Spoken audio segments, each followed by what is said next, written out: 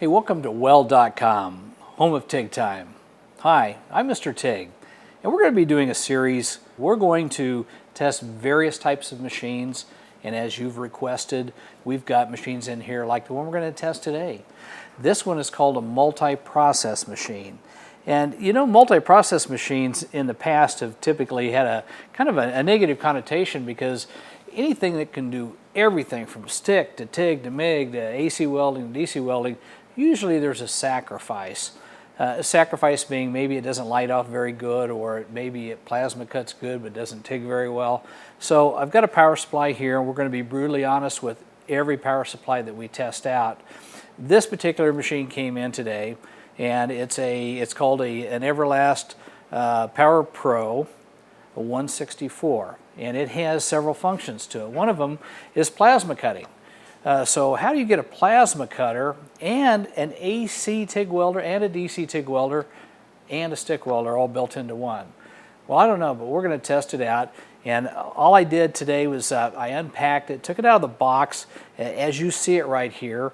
You got the power supply, the front panel. We're going to go over that in just a minute. We're going to go in detail, but we're going to break this down into three segments. Segment one is going to be plasma cutting. So I took all the plasma accessories and put them here in front of me. You have a little bit of assembly to do on it, and I'm going to show you this little device right here. You have to have, you know, your shop air, and this has to be set at somewhere between 55 and 70 the PSI. Now the consumption of air that you're going to use in this is about 3.5 cubic feet per minute. So make sure you have plenty of air supply. If the air supply drops off, the machine's not going to work quite as well as you want it to. In fact, it probably won't work at all. So there's a little bracket on the back that you have to assemble. Not a big deal. You have to put your air in here. This goes into the machine at the very back of the machine. And really, then just set this 55 to 70 pounds per square inch. So once that's set, and that's a water separator. Now, in a plasma torch, you don't want moisture in it. So this will do a sufficient job, but if you really want an excellent job, go ahead and put your own inline dryer. It gets rid of all the moisture, and it'll save you a lot of hassles. And there's some consumables that come with this. So you'll burn those up just over a period of time, but just in your garage, this quantity of consumables or spares, it's going to last you several months. I want to take the torch. This is a 40 amp torch, and what that means to me is that I can do some pretty thin materials, and just about every plasma system I've ever used, you can do thin materials, not a problem. We'll do some steel, we'll do some aluminum, but we're going to turn this all the way up to 40 amps, and we're going to see what it'll do from a thickness standpoint. You know, there's a lot of bragging rights out there, but really you want to look at a clean cut. So this one is being advertised as being able to have a clean cut at 1/2 inch. So we'll try it. Maybe it'll go higher, but usually when you get above 1/2 inch, the kerf gets a little bit ugly and it's just a very rough cut. So you need to know that these are the consumables that are going to wear out fairly quickly if you're putting a lot of time on them. And so what I've got here is I've got a tip, and this is replaceable. It just screws in. And when it starts getting warm, you'll see it. It starts burning. Just replace it. It's not a very high dollar consumable. And so there's another tip. It's got a little orifice in it. It goes into place. And then this is your, I call it the capture cap. It locks everything in place. And you know what, you can burn these out pretty quick. But I noticed with this kit, there's a little device that came with it. Pretty ingenious. You'd never want to make full contact with your part with this tip. You want to keep it close, but if you make contact, you're going to start wearing the tip out very quickly. So here's a guide that you can put on here. And it's kind of interesting because this guide just absolutely allows you to set the depth. And it's got rollers on it. So you'll get a chance to see it in live action here in a minute. We're going to go around here shortly and set the machine up. It's a pretty simple machine. What I've got here is I've got a ground clamp, and we're going to plug that in. It's got a little DINS connector. Not a problem. You probably see this little thing right here. It's kind of a funny looking little stubby extension cord. Well, the new machines is kind of neat because they run off of 220 and 115 volts. So, obviously if you're on 115, you're not going to get the output, especially TIG welding or plasma cutting. But go ahead and plug it into 220 if you want to get the full thickness. So we're gonna show you all these features. I'm going to come around to the front, set the machine up, do a couple of samples, and then we'll move on to the TIG welding portion of it. Okay, there's no perfect sequence to set this up, so I just start off with the ground. Here's the ground with the DINs, and what you want to make sure you do while you're on plasma is to go ahead and set this thing up on the plus.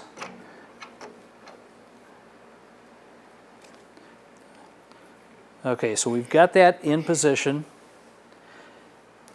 The next thing we're going to do is actually go to the plasma torch itself, and it's got a couple of items that we have to set up, and you can take a look at this DINS connector, but there's only one slot left, so let's go ahead and set this thing up, twist it in there.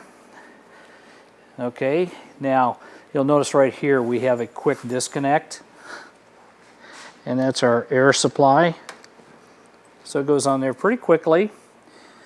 And you see this little thing right here, this is actually for the pilot arc. So you have to unscrew this. Okay, so we've got it set up for plasma cutting. Okay, now this function right here is actually the arc start switch. So, you got to find the right slot right there. It'll guide in perfect. Twist it. Tighten it on there. And now we're ready to go. I'm going to turn the machine on and show you the functions. And the best way to get started is to eliminate whatever you can. So I'm going to go ahead and turn this panel on. I'm set up on 220 right now.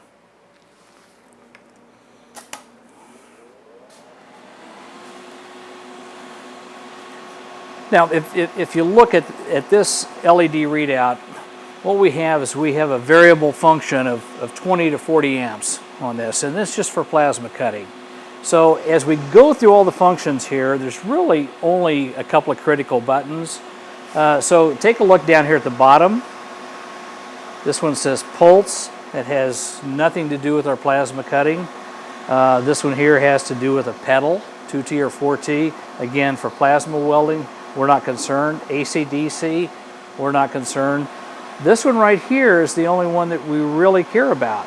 And if you'll see, it's got stick welding, got TIG welding, and then it says cut. So this is a three-way toggle. Okay, so make sure you get it put right in the middle. And then basically you're good to go, because the only function you have to deal with now is this middle knob here. Do I take it all the way to 40 and cut my 1/2 inch thick, or do I take it back down to 20 or less and do my thin wall cutting? So let's go ahead. I'm just going to set it at 20 just for grins. And I'm going to set up and I'm going to do some sheet metal. Then I'm going to change it over. I'm going to go up to 40 and I'm going to do some heavy wall. So let me get my gear on and we'll get started. Okay, well, I'm just going to lean over the table and make a cut. I've got some 16 gauge steel right here. I've grounded it. I've got a little arm here that's helping me double ground it. Now I'm going to go ahead and freestyle cut this, because there's several cases where you can't use a guide just because it's too big. You can't get into places. So I'm going to go ahead and just do a real quick cut here. I'll pull the trigger. You'll hear the air. A pilot light will come on, and then we'll just start cutting.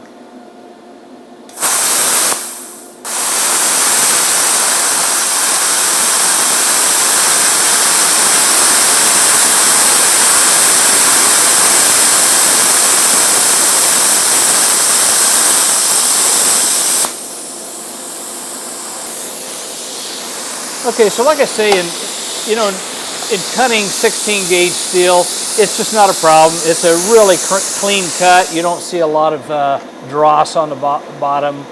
So you can use this for auto body, light manufacturing, your home projects. I thought, you know what, while I'm here in the shop, I've got some other material, almost the same thickness, and it's going to It's going to cut a little bit differently, but I thought I'd share it with you because it's titanium. And titanium has a totally different color to it. It's a very bright. And so what I'm going to do is I'm just going to cut a notch out of it, and you can see how different it is. And again, I'm still just using 20 amps.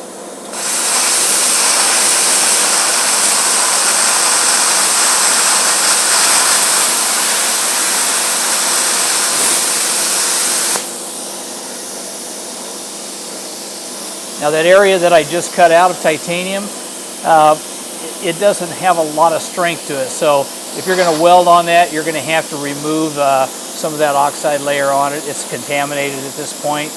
But just to let you know, plasma cutting will cut virtually just about any other material. Now I'm going to set the machine on 30 amps, and I'm going to increase the thickness here. I happen to have some stainless, and stainless is notorious for not being real easy to cut because of the chromium in it. But we're going to go ahead and we'll cut it.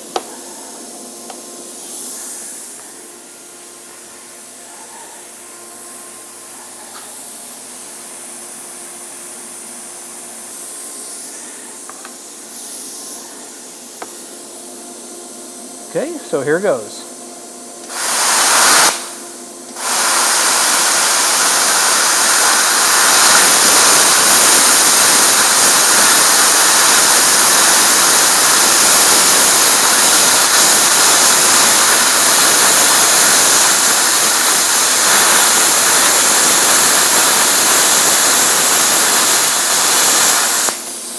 Again, just freestyle cutting. You can see the chromium on here. It's pretty ugly, but you know, stainless is so hard to work with when you're cutting. Plasma becomes one of the best processes. So I'm gonna go ahead and I'm gonna put some aluminum in here. Again, aluminum absorbs energy. It takes a little more power. So I'll put it in here and see what it does.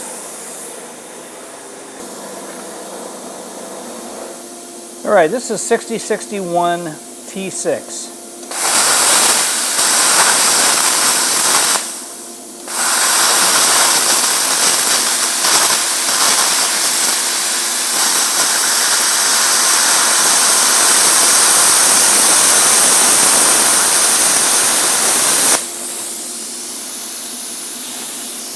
Okay, not bad. A little cleanup here, and then you can weld right over it.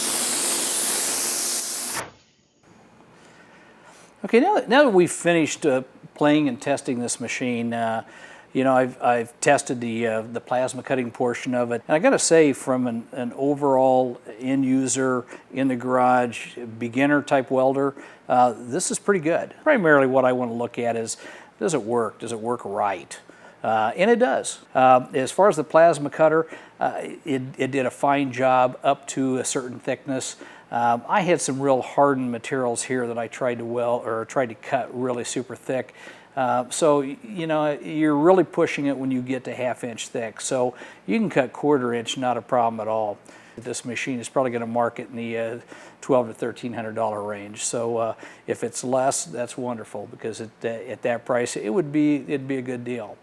So you know, keep your questions coming, and we'll continue to test equipment. We are going to focus an awful lot on the beginning welder. So thank you for watching TIG Time. I'm Mr. TIG.